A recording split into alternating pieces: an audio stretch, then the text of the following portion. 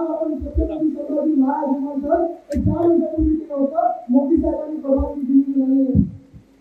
जयवाडीच्या तिथे गोवामध्ये मोठा एअरपोर्ट आहे, त्या एअरपोर्टचं नाव मनोहर पर्रिकर यांच्या नावाने दिलेलं आहे. अयोध्येमध्ये विमानतळ आहे, तिथे नाव या पाकिस्तानी महाराष्ट्र माहिती आंतरराष्ट्रीय विमानतळ दिलेलं आहे. या कोणाला विरोध नाही, पण महाराष्ट्रामध्ये आंतरराष्ट्रीय विमानतळ आणि छत्रपती संभाजी महाराज विमानतळ छत्रपती संभाजीनगर विमानतळ दिलेलं आहे. त्याचा तुम्हाला विरोध नाही, एवढा महाराष्ट्र देश आहे.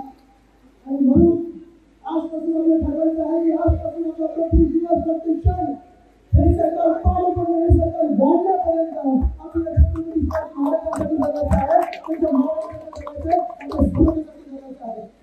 समोर अंतर सरकारने